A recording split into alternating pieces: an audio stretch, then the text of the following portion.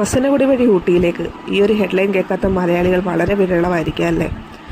ഊട്ടിയിലേക്ക് trip പോകുമ്പം ഞങ്ങളുടെ മനസ്സിലുണ്ടായിരുന്നത് കോയമ്പത്തൂർ, മേട്ടുപ്പാളയം, കുനൂർ വഴി ഊട്ടിയിലേക്കാണ്. പക്ഷെ താൽക്കാലികമായി റോഡ് ക്ലോസ് ചെയ്തതിൻ്റെ ഭാഗമായി ഞങ്ങൾക്ക് പ്ലാൻ ബി തിരഞ്ഞെടുക്കേണ്ടി വന്നു. മസനഗുഡി വഴി ഊട്ടി.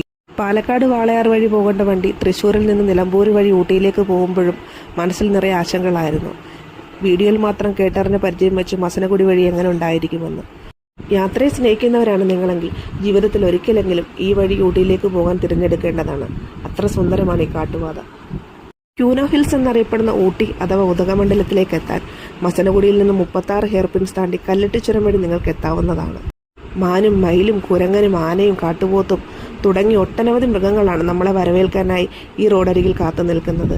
ഇവരെയെല്ലാം കണ്ടുകൊണ്ട് 20 കിലോമീറ്റർ സ്പീഡിൽ നമുക്ക് വണ്ടി ഓടിച്ച് വീഡിയോഗ്രാഫിയും ഫോട്ടോയും ഒക്കെ പകർത്താവുന്നതാണ്. എങ്ങോട്ട് വെച്ചാലും നല്ലൊരു ഫോട്ടോ പോയിന്റ് ആയിട്ട് നമുക്ക് തോന്നും ഈ വഴി.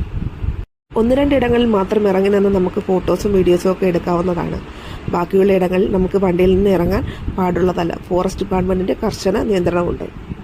റോഡ് ട്രിപ്പ് ഇഷ്ടപ്പെടുന്നവർ മസ്റ്റായിട്ടും തിരഞ്ഞെടുക്കേണ്ട ഒരു വഴിയാണിത്. കുട്ടികൾക്കും മുതിർന്നവർക്കും ഒരുപോലെ എൻജോയ് ചെയ്യാൻ പറ്റുന്ന ഒരിടം.